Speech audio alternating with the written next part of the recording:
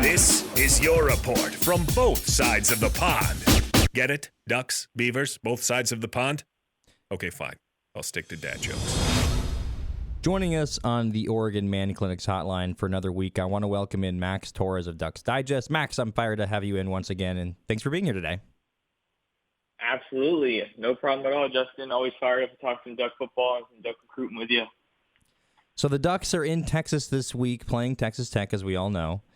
And that gives us a really good opportunity to talk about Oregon's recruiting success in the Lone Star State. Especially, it seems like in the 2023 class, there was a big uptick in Texas recruits. How important has that state been for the Ducks? And do you think that the Ducks' move to the Big Ten is going to impact Oregon recruiting in Texas?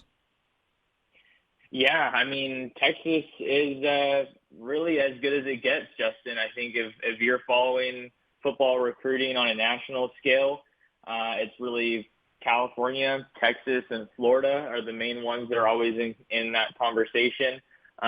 Just littered and stacked with talent is Texas. And like you said, the Ducks did make it a major priority in the 2023 class.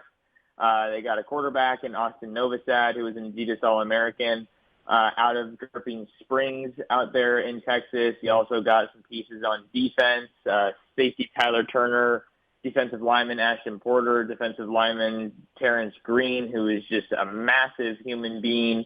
So that's definitely good to see that they're doing some good work. Also have defensive lineman Johnny Bowens, who was a former Texas A&M commit. He's at Oregon now, so huge influx of Texas talent. And then just in 24, you got a couple of guys out of Texas as well, which isn't too much of a surprise. Aaron Flowers, out of Forney, Texas. He's a good piece out of the state of Texas for sure. And then, yeah, as far as just looking forward to the Big Ten, I think that it's only going to make it, more appealing for these Texas guys to go to Oregon, because I think a lot of time the recruiting pitch with these guys, they're getting recruited heavily by those in-state powers, right? Texas and Texas A&M. And they're saying, hey, come play big-time football in the SEC. Now Oregon doesn't have to worry about recruiting against that hurdle of being in the Pac-12. And they're off to a good start in Texas once again in 2025. The junior class right now, right? And they have a commitment from Adrian Wilson, a really, really good receiver out of Pflugerville, Texas, Weiss High School. So gotta love Texas. Major, major pipeline for Dan Lanning and company on the recruiting trail. Last week, we talked about Brayden Platt.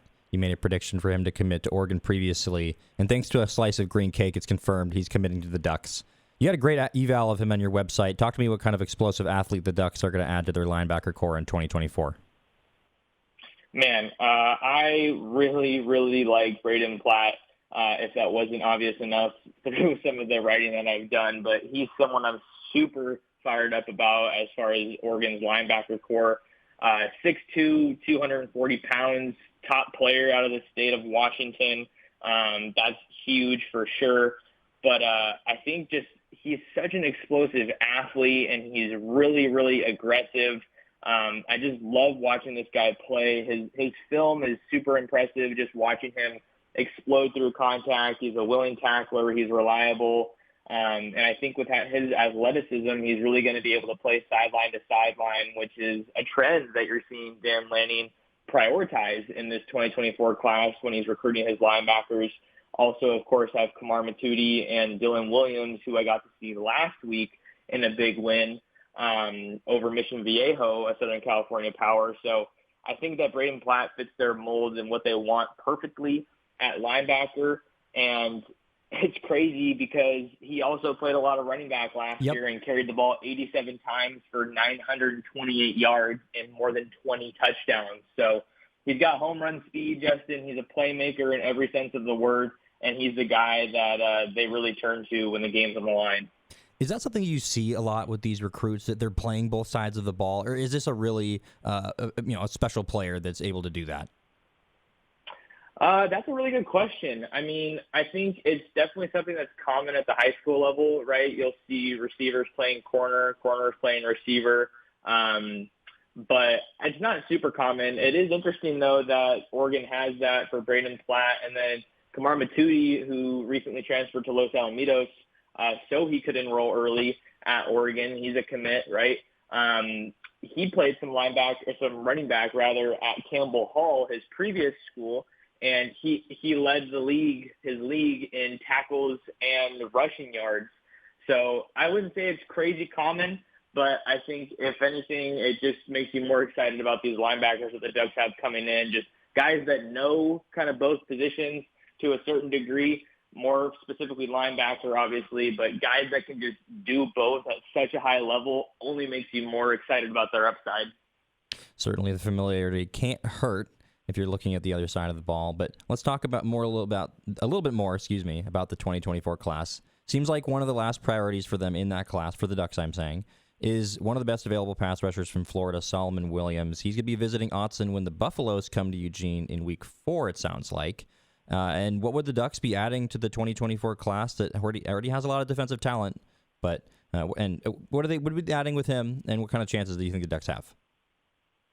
Yeah, so if you've been following Oregon recruiting this cycle, you know that edge rusher hasn't exactly been a huge success for them. They do have a commitment in Jackson Jones out of Yuma Catholic out there in Arizona, been putting up some crazy numbers, and I'm excited that he's going to be a part of this class, but you missed on a couple other guys, and you're kind of left there wondering, what do the options look like? Well, Solomon Williams is the guy that Oregon is still recruiting at edge rusher, and he's a special talent listed at 6'3", 230-plus pounds coming out of the state of Florida, like you mentioned. So it's a guy who's battle-tested. He plays with violent hands, has great twitch off of the edge, which is exactly what you want in someone who's getting after the quarterback.